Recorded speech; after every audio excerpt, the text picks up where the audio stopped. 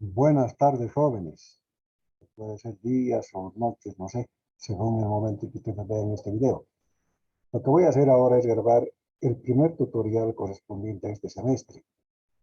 Es decir, como les expliqué en clases a los que pudieron asistir, antes de cada clase voy a publicar un resumen del tema que vamos a desarrollar en clases. Ya les indiqué que esta clase tutorial o este resumen más bien, de ninguna manera reemplaza una clase presencial. Es evidente que las autoridades de la universidad nos han indicado de que la asistencia no es obligatoria y que justamente por ese motivo es que nosotros nos vamos a esforzar en publicar este tipo de material que les va a ayudar en el avance cuando no pueden asistir. Pero yo les pido por favor que traten de asistir. Se van a dar cuenta ustedes de que es muy importante y que la presencia de ustedes en clases pues les va a beneficiar mucho. Bien, este tutorial se va a referir a nuestra segunda clase, es decir, ya entrando en la segunda semana. La anterior semana habíamos iniciado la materia y la primera clase lo que hicimos es básicamente conversar sobre la materia en sí, dar conceptos totalmente genéricos, recomendaciones, y luego hicimos un examen previo. Un examen que en realidad es diagnóstico. Ese examen nos va a permitir observar, observar por dónde deberíamos ir para tratar de reforzar los puntos débiles que ustedes nos han mostrado en ese examen. Hemos visto claramente de que sí tienen falencias en, en el álgebra necesaria para abordar nuestra materia. Les dije en el curso que afortunadamente están llevando en forma paralela una materia de álgebra, pero de que muchos temas, según vayamos avanzando, yo voy a hacer algún énfasis y sobre todo les pedí que traten de nivelarse en los temas fundamentales utilizando las herramientas que tienen a su alcance, particularmente el YouTube. Bien, con esto entonces pasaremos directamente ya al tema en sí. El tema 1, geometría analítica.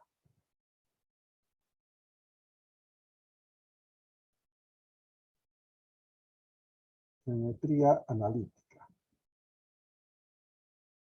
Les había indicado en clases que para el primer parcial, pues vamos a desarrollar primero dos temas de precálculo. Todavía no es cálculo, pero vamos a desarrollar la geometría analítica limitado a 3 semanas y el segundo tema que son desigualdades e inecuaciones, ¿verdad? En las siguientes 3 semanas. Luego de la sexta semana vamos a dar el primer examen parcial que va a contemplar estos dos temas. Posteriormente vamos a entrar a la parte de derivación, que comprende pues el segundo parcial y el examen final. Bien, la geometría analítica. La geometría analítica, como ya habíamos conversado también en clases, esencialmente es la geometría plana, cuando hablamos en dos dimensiones, apoyados por el álgebra. Para hacer posible este apoyo del álgebra en la resolución de temas geométricos, pues nosotros necesariamente requerimos de coordenadas rectangulares. ¿Qué es una coordenada rectangular? Es nada más que un marco de referencia. Es un marco de referencia conformado por dos ejes, un eje horizontal y un eje vertical. Al eje horizontal se le conoce también como eje de abscisas y al vertical como ordenadas.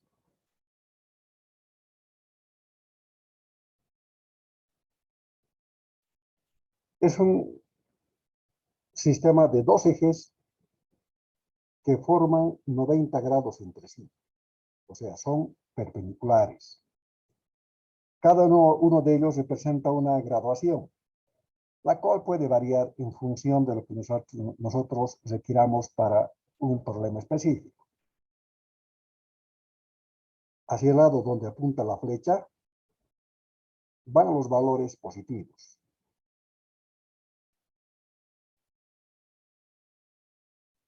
Y al otro lado, por supuesto, que los valores negativos. Una vez que yo escojo una cierta escala, esta debe mantenerse hasta el final de nuestra aplicación. Los dos ejes pueden tener la misma escala o pueden tener escalas diferentes. Fíjense que esto es diferente. También eso va a depender del tipo de aplicación que estamos haciendo. O, por ejemplo, esto podría variar de 10 en 10. ¿Se dan cuenta? Este es un marco de referencia. Y eso quiere decir que es un marco arbitrario, que yo lo pongo donde quiera. Solo que la condición es de que una vez que yo defino mi marco de referencia, todo lo referente al problema que estoy desarrollando, pues debe mantener el mismo marco de referencia. ¿De acuerdo? ¿Para qué nos sirve? Esencialmente para representar en este sistema de ejes puntos, rectas y todo lo que vayamos a trabajar. ¿Está bien? A este sistema de ejes coordenados también se le conoce como diagrama cartesiano. Fue inventado por el matemático Cartesio hace ya muchos siglos y tiene diferentes nombres. El nombre es lo de menos. Lo que nos interesa es saber que son dos ejes perpendiculares entre sí. Muy bien. Como ejemplo, a ver, vamos a representar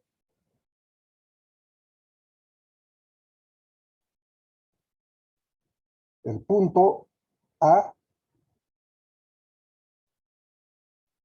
el punto A, 2, 4.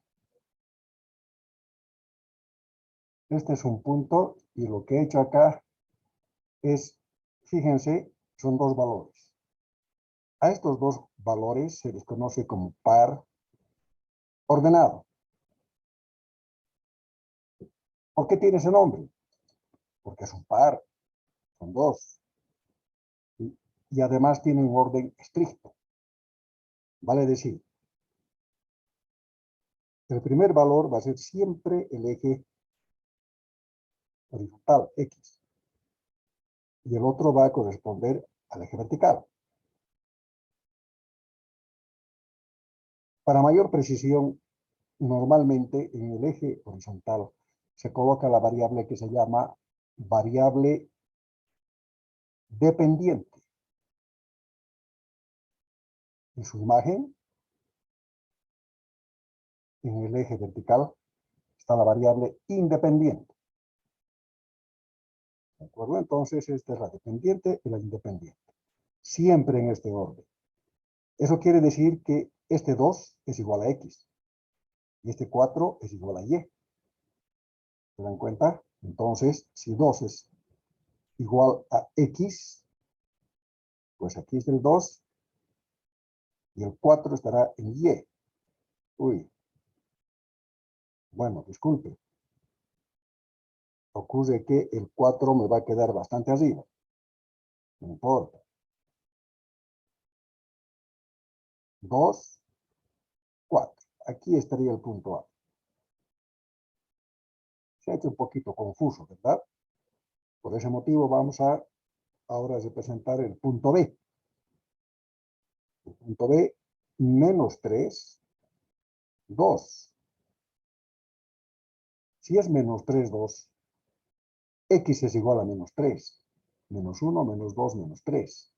Entonces, por aquí estará el punto. Y es igual a 2. 1, 2. Aquí está el punto B. Fíjense que es bastante sencillo, ¿verdad? Es bastante sencillo porque directamente yo estoy pudiendo marcar los puntos en función de este sistema de ejes coordenados. Más adelante, cuando avancemos más, nos vamos a dar cuenta de que dos puntos, por ejemplo, definen una recta y esa recta responde a una ecuación que tendrá relación con este marco de referencia. Y es ahí donde entra el álgebra en apoyo de la geometría para la resolución de diferentes aplicaciones. Bien, vamos a continuar avanzando.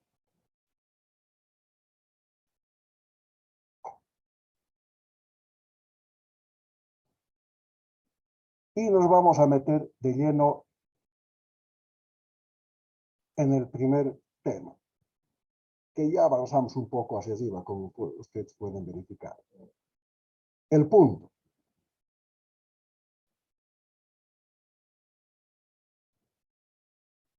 ¿Qué es el punto?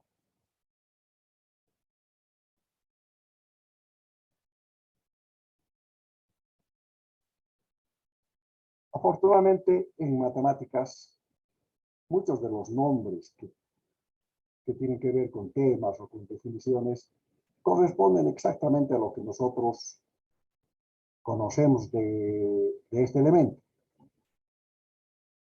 ¿Qué quiero decir con esto? A mí me preguntan en clases qué es el punto. Yo les responderé, el punto es pues el punto. ¿Qué más? ¿Qué más va a ser? Eso es un punto. ¿Se dan cuenta? O este es un punto. ¿Qué pasa con estos puntos? ¿Por qué los dibujo así? Si bien yo sé que es exactamente un punto, intuitivamente, bueno, todo el mundo sabe que lo que es un punto, es necesario entender este punto desde un punto de vista matemático, más bien geométrico, ¿verdad? Y nosotros deberíamos tener una idea muy clara de lo que son las dimensiones. La primera dimensión, la longitud,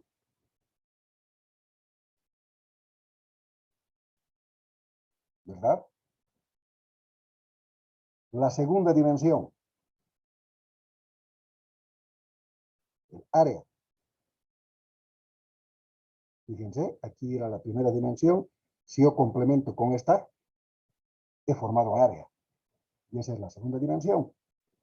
La primera dimensión será una longitud que, por ejemplo, se puede medir en metros. Si esto junto a otra dimensión, en otro sentido, esta área ya se medirá en metros al cuadrado. Y la tercera dimensión, otro eje. Pues fíjense que entre los tres ejes ya estoy definiendo un volumen. Ahí está, ¿verdad? ¿Y cuál es la unidad de medida de un volumen? Por ejemplo, los metros cúbicos, o pulgadas cúbicas, o centímetros cúbicos, o lo que quieran ustedes, pero cúbico. Son tres dimensiones. ¿Cuál es la cuarta dimensión? Se dice que el tiempo. Pero nosotros en geometría solamente podemos representar hasta la tercera dimensión, no más. ¿Verdad? No más. Y fíjense, el punto, aquí hay una cantidad de puntos, ¿verdad? Esta recta es una sucesión de puntos, esta también. El punto no tiene longitud, no tiene área, ni tiene volumen. Por tanto, nosotros podemos decir que el punto no tiene dimensiones. Entonces, eso que nosotros decimos un punto es un punto, porque es un punto, no hay más que pensar. comienza a tomar sentido cuando nosotros decimos no tiene dimensiones, ¿verdad? El punto no tiene dimensiones. Y además, yo lo he dibujado acá. ¿Por qué? Porque ahí está mi punto. Pero yo necesito referenciarlo. Necesito decir dónde está ese punto. Y así como está, es muy difícil de definir. Pero si yo le dibujo un marco de referencia y le doy un nombre, y en función de este marco de referencia, yo empiezo a definir escalas, 1, 2, 3. Aquí está el origen. A este punto se llama origen, donde se encuentran los dos ejes coordenados. Fíjense. Ahora sí, ¿no? Ese punto es un punto 2, 1. 2 en X, 1 en Y. Entonces, ese punto que dijimos, punto nada más, gana total sentido, porque yo sé que no tiene dimensiones, pero ya le he dado una ubicación. Pero así como yo dibujé acá, también podría haberlo dibujado aquí. Y de pronto este punto hubiera sido, no sé, 8, 5. Me estoy imaginando. El tema es que una vez que defino el marco de referencia, todo lo demás que tenga que ver con la utilización de este punto debe representarse en este marco de referencia y no en otro. Porque yo lo debería ahí. ¿Por qué lo debería ahí? Porque ahí quise definirlo. Por eso es arbitrario. ¿De acuerdo? Entonces, los ejes coordenados son un marco de referencia. Es decir, un lugar al cual yo me voy a referir. Este marco de referencia le ha dado una ubicación a este mi punto, 2,1, con respecto a este sistema de ejes coordenados. ¿Está bien? Lo importante, bueno, todo es importante, pero lo que aquí me está definiendo algo que es fundamental es que tengo un sistema de ejes coordenados con una cierta escala y un punto debe ser definido por un par ordenado. Es decir, por dos elementos, el primero de los cuales representa la coordenada horizontal X y el segundo a la coordenada vertical Y. Ahora también puedo dar otros nombres, ¿no? No siempre X, Y. Les digo X, Y porque es lo que se acostumbra a hacer. Bueno, en este momento yo les habría dicho qué preguntas tienen. Lamentablemente no es posible en este tutorial. Así que seguimos avanzando. Fíjense que este tema, por ejemplo, yo lo voy a presentar en el curso conversando con ustedes, tratando de que todos me entiendan. Es más, les voy a dar para que ubiquen una serie de puntos. Por ejemplo, el punto B. El punto B podría ser 6, 0. El punto C, 0, 1. El punto D, menos 3, 4. Listo. Y al darles para que hagan, seguramente me daría una vueltita por el curso para ver cómo están haciendo. De esa manera yo me doy cuenta exactamente si me están entendiendo o no. Y si noto que no me están entendiendo, hago mayor énfasis hasta que me entiendan. Y por supuesto que recibo todas las consultas de ustedes. Fíjense que ese hecho le da justamente valor a la asistencia. Y de ahí es que yo les pido que sí asistan a clases. El punto B, X6, 0 en Y. X6, 3, 4, 5, 6. Estaría aquí. En Y, 0. Aquí está el 0. Este es el punto. Fíjense que es un punto que pertenece al eje horizontal. Por eso su ordenada, así se llama este valor, porque este es el eje de ordenadas, es 0. ¿Verdad? El segundo es al revés. 0 en X, 1 en Y. Aquí está el punto. Sí. Abscisa 0. Ordenada 1. 0, 1. 0 en X, 1 en Y. Fácil, ¿no? El punto D. X menos 3. Aquí está menos 3. D, 4. Pues otra vez me fui donde no debía. No importa. Menos 3, 4. ¿Lo ven? Ahí está. Fíjense que las escalas también dependen a veces del tamaño de nuestro papel, ¿no? A veces a este sistema de ejes coordenados pero se dicen que nos divide el espacio en 4 cuadrantes.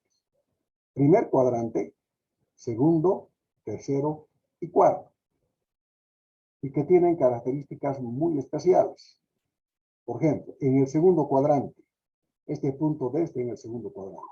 Siempre el primer valor va a ser negativo. Es lógico, ¿no? Desde que este es negativo. Y el segundo positivo, segundo cuadrante. En el tercer cuadrante va a ser negativo y negativo. Por ejemplo, el punto E, menos 2, menos 3, aquí está menos 2, aquí está menos 3. Si los dos son negativos, necesariamente va a estar en el tercer cuadrante. Si los dos son positivos, va a estar en el primer cuadrante, seguro. Y si el primero es positivo y el segundo negativo, 3 menos 2, 3 menos 2. Es un punto que va a estar en el cuarto cuadrante. Son definiciones. Primero, segundo, tercer, cuarto cuadrante. Lo que es importante es que ustedes ubiquen correctamente cada punto según el marco de referencia. Bien, chicos, el tiempo está pasando y lamentablemente no tengo el tiempo aquí en mi pantalla. No sé por qué, algún problema de configuración del Zoom. Espero que no me coja por sorpresa la terminación del Zoom. Si eso ocurre, pues les pido disculpas por no despedirme como es debido. Sin embargo, voy a estar atento. Voy a revisar mi configuración para la siguiente clase. Muy bien. Fíjense que sobre el punto podemos tener una cantidad de aplicaciones. Si yo tengo 3 puntos, esos 3 puntos me definen un triángulo. Si tengo 4 puntos, un cuadrilátero y una serie de situaciones que, pues, podríamos especular. Es muy importante la distancia entre dos puntos.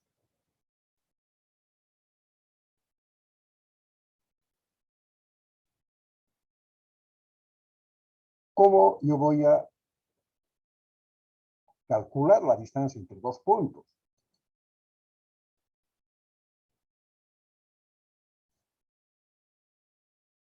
Tengo un punto acá y otro punto acá. ¿Cuál es la distancia entre estos dos puntos?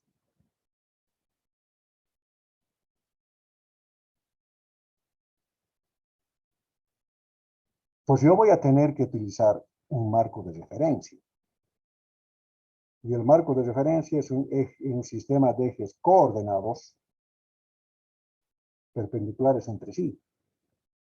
Entonces, ¿qué les parece si yo trazo una recta auxiliar acá, otra recta auxiliar acá, de modo que aquí se formen 90 grados? Este es un cateto, este es otro cateto, y esta es la hipotenusa, ¿verdad? Entonces, esta distancia. ¿Cómo la calculo? Acudo al famoso teorema de Pitágoras. Fíjense, a este vamos a llamarle A y a este B. ¿Qué dice el teorema de Pitágoras?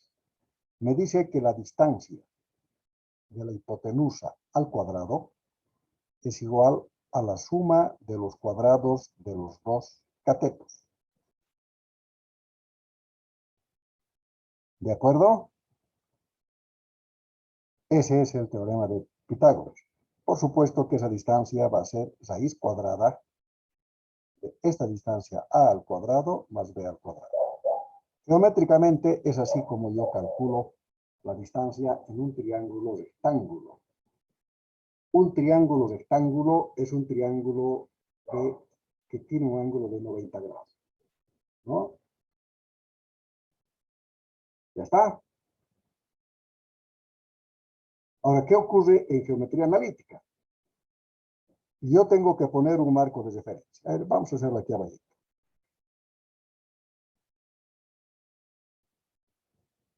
Aquí está X, aquí está Y. Aquí tengo mi escala. No importa la escala. No la vamos a usar siquiera. Y aquí tengo un punto. Ese punto A.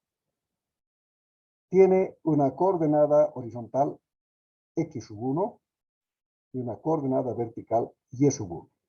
En otras palabras, el punto A es X sub 1, Y sub 1. ¿Está bien? Más arriba está el punto B. Vamos a tratar de hacer coincidir con uno de estos. No importa. Aquí está el punto B. Y tiene una coordenada horizontal X sub 2 y una vertical Y sub 2.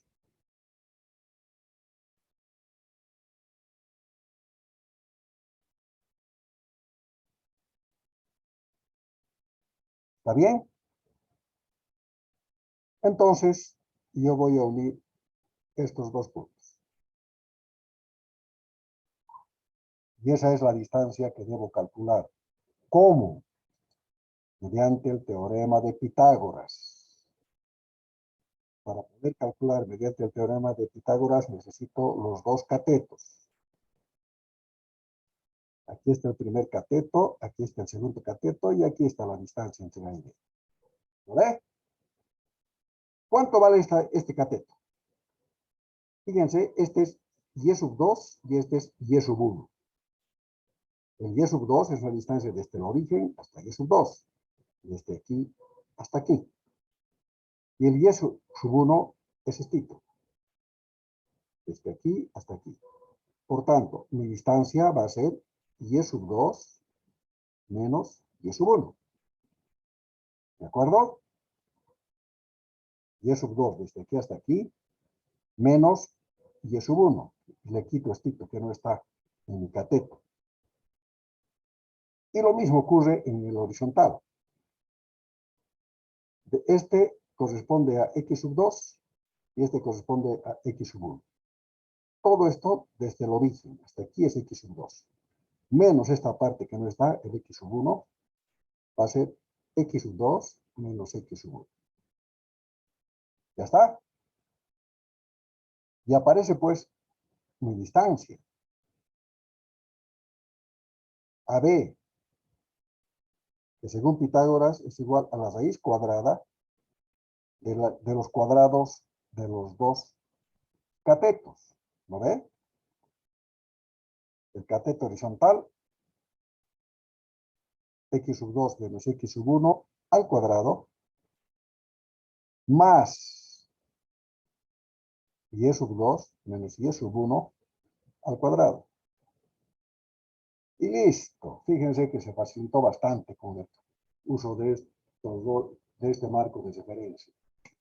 Esto a veces nos lo dan con una fórmula que hay que aprender de memoria. Es bueno que sepan la fórmula. Sin embargo, dense cuenta ustedes de que es nada más que la aplicación del teorema de Pitágoras. Nada más que eso. Si no nos acordamos, la formulita está tal cual viene aquí. Pues yo sé que es el teorema de Pitágoras. Y Pitágoras nos dice que la hipotenusa al cuadrado es igual a la suma de los cuadrados de los catetos. ¿No ve? Despejo eso y tengo esa raíz. Y punto, nada más. Entonces ya me resulta mucho más sencillo darme cuenta de ese detalle. Bien, a cada rato tengo el impulso de decirles qué preguntas tienen. Ejemplo.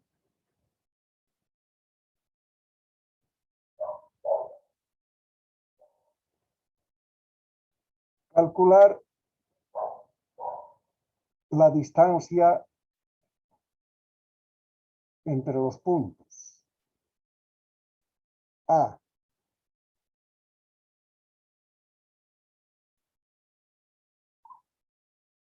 4, 1 y B, 2, 2.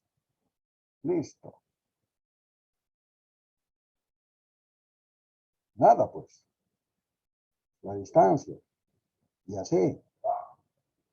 X2 menos X sub 1, todo al cuadrado, más Y2 menos Y sub 1 al cuadrado.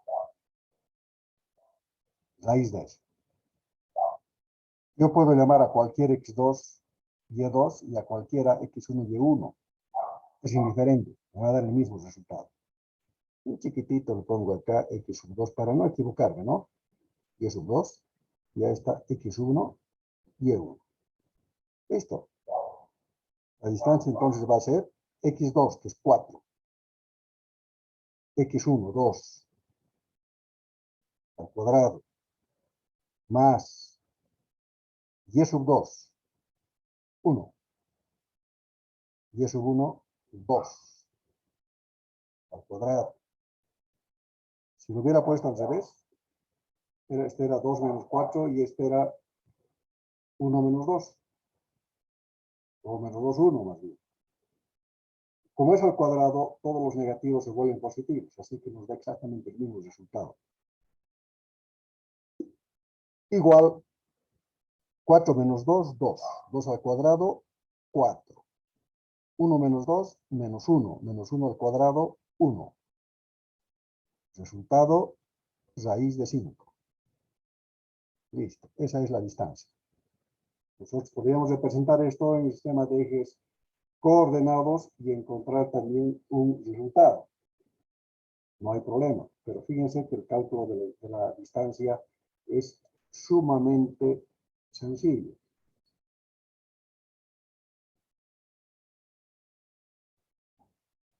Bien, vamos a hacer otro ejercicio.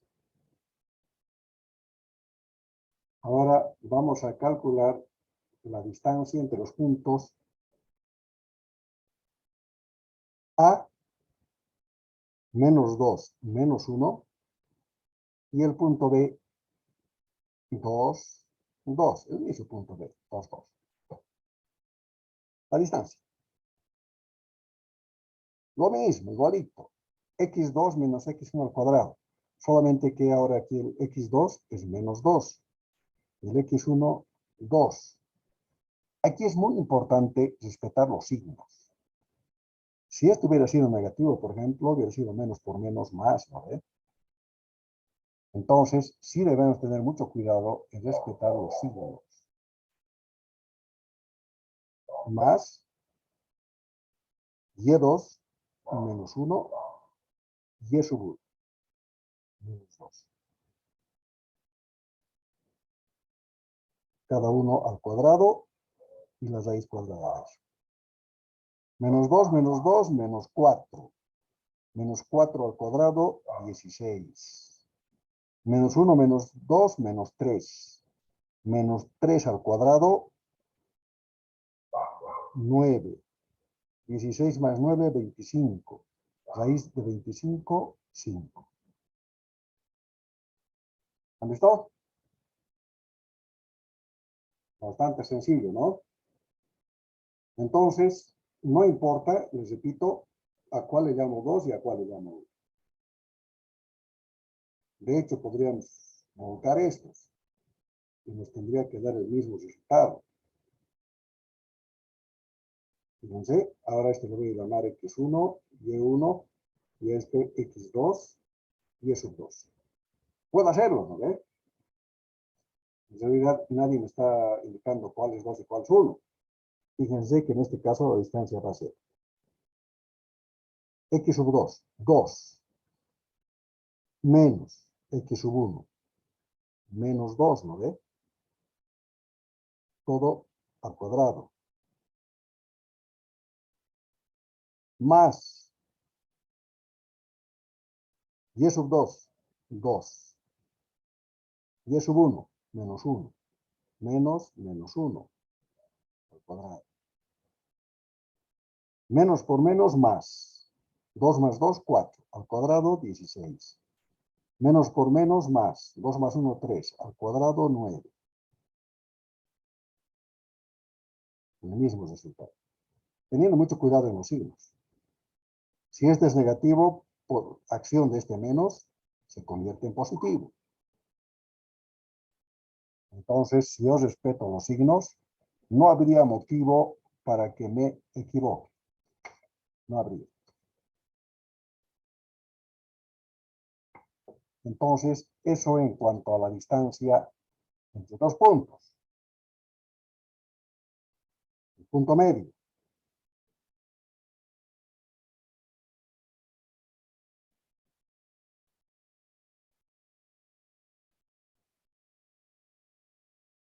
Es nada más que encontrar el punto central de la recta que une dos puntos. Nada más.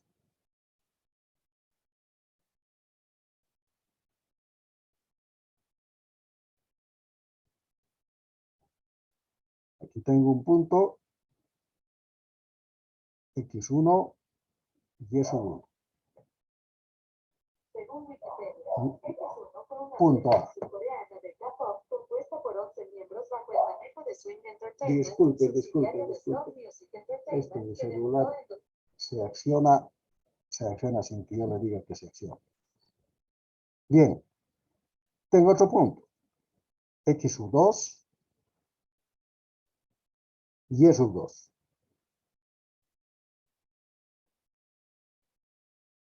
Otro punto B. Y me piden encontrar el punto medio de este segmento AB. ¿Está bien? ¿Dónde está ese punto medio? Más o menos aquí. Y sus coordenadas.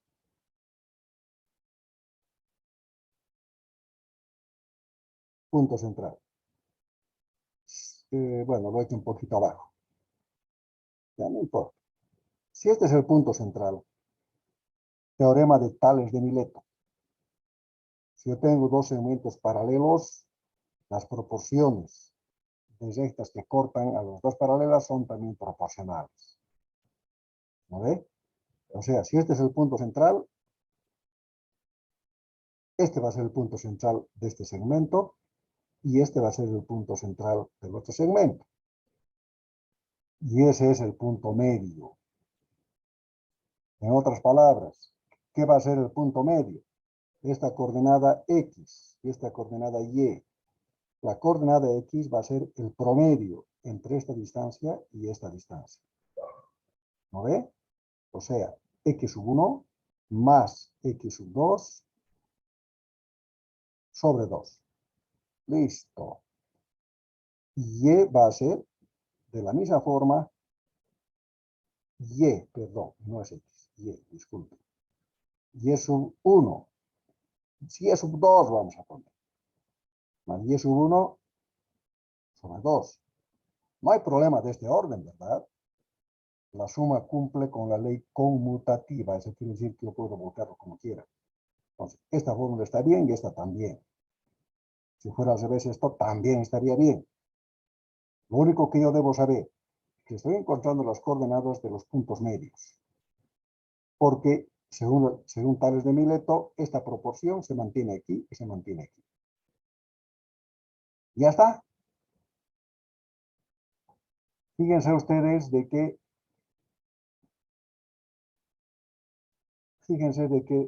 definitivamente esto es muy sencillo. Puedo tener una cantidad de puntos y encontrar el valor del punto medio. Por ejemplo, me van a pedir encontrar el punto medio entre P sub 1, que está en el punto 0, 0. 0, 0 es el origen, ¿no? Y un punto P sub 2, menos 2, 1. Ya pues, muy fácil. Encuentro primero la coordenada X. A este voy a llamarle X sub 2 y Y sub 2, y a este X sub 1 y Y sub 1.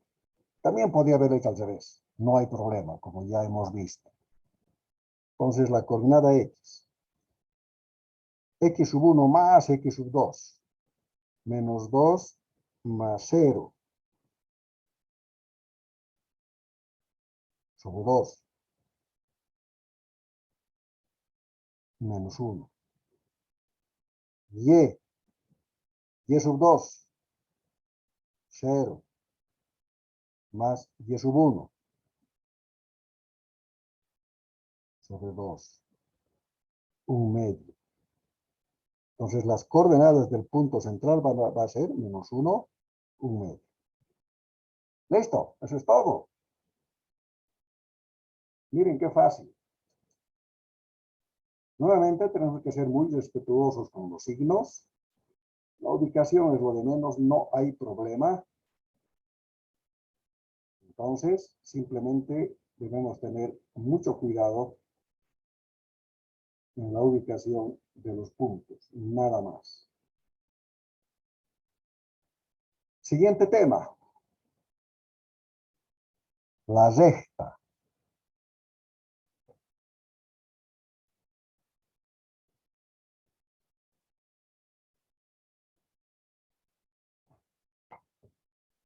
La recta. Simplemente vamos a enunciar algunos criterios y vamos a terminar por aquí ya nuestra clase. ¿Listo? ¿Qué es la recta? Otra vez, todos sabemos que es una recta. En el curso yo les voy a preguntar qué es una recta, que me defina una recta. Y lo que me ha ocurrido siempre es que los chicos se acuerdan solamente una parte. Y me dicen, una recta es una sucesión de puntos. Pero una sucesión de puntos puede ser cualquier cosa. Esa sucesión, por ejemplo, y claramente esa sucesión no es una recta. Pero si yo pongo una segunda condición y digo, una sucesión de puntos, porque es evidente, una recta es una sucesión de puntos, pero es una condición necesaria, porque necesariamente va a ser una sucesión de puntos, pero no suficiente, porque también podría ser esa. Pero si yo digo una sucesión de puntos que tienen la misma dirección, he definido una recta.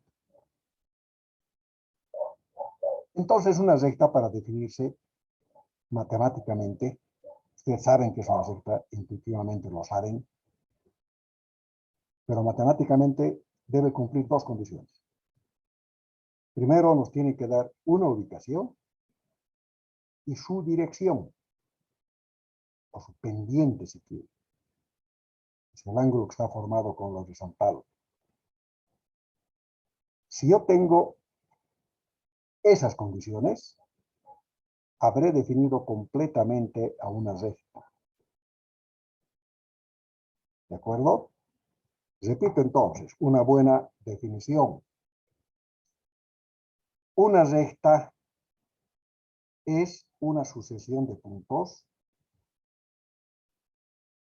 que tienen la misma dirección o una pendiente constante.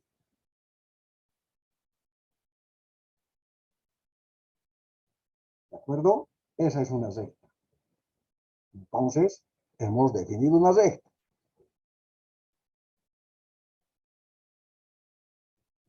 Recién voy a poner definición, a pesar de que ya la definí. Chicos, como les decía, no tengo un marcador del tiempo que está durando nuestra reunión. Yo estimo que en cualquier momento se nos va a cortar. ¿Listo? Entonces, en cuanto se nos corte, pues si no alcanzo a despedirme, yo les agradezco mucho su atención. Ahora voy a aprovechar los últimos segundos que nos quedan y voy a tratar de encontrar la definición de la recta. Los últimos segundos o minutos que creo nos quedan. Bien. Por un punto A, aquí voy a poner otro puntito sin nombre, pasa esta recta, L, pasa esta recta, S, pasa esta recta, T, y puede pasar cualquier recta. Entonces se dice que por un punto pasa un infinito número de rectas. Sin embargo, por dos puntos va a pasar una sola recta, no más. Entonces, dos puntos en el espacio me definen completamente a una recta. ¿De acuerdo? Entonces, una recta, a ver, antes de escribir esto, espero que nos alcance el tiempo. Tengo el punto A. Ya sé por dónde pasa la recta. Primera condición. Pero necesito algo más para definir a mi recta. Puede ser otro punto en el espacio o puede ser el ángulo que forma con la horizontal, que se conoce como pendiente. En la siguiente clase vamos a hablar bastante más de la pendiente. Es una definición fundamental cuando uno aborda a la recta. Fundamental. Entonces, definimos una recta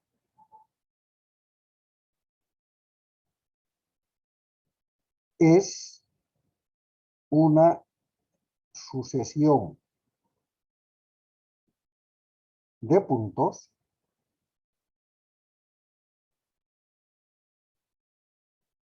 con la misma dirección.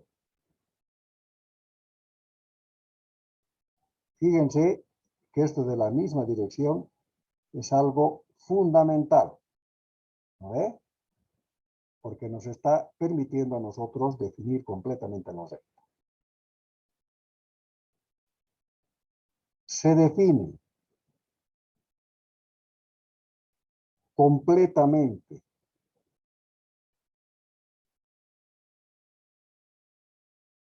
por A, dos puntos en el espacio o en el plano, si quieres, estamos en geometría plana. En el espacio, vamos a poner. Dos puntos me definen una recta. Por dos puntos pasa una recta y nada más que una recta, por tanto, suficiente para definir una recta. B, un punto y su pendiente. Si yo conozco la ubicación del punto y conozco el ángulo que la recta forma con el eje horizontal, pues he definido completamente a la recta. Son las dos maneras de definir a una recta. Bien, jóvenes, hasta aquí vamos a desarrollar el tema seguramente en el curso. Puede ser que un poquito más o un poquito menos. El tema es de que en estas 2 semanas vamos a concluir el tema de geometría analítica. En las 2 semanas que nos quedan. Por supuesto que todo esto que les he explicado ahora en el curso voy a poder desarrollar con mucha más calma y además discutiendo con ustedes, conversando, tratando de que estos conceptos sean muy bien asimilados. Por eso, nuevamente, mi recomendación y mi solicitud para que sí asistan a clases, por favor. Muchas gracias, pues, y hasta el siguiente tutorial.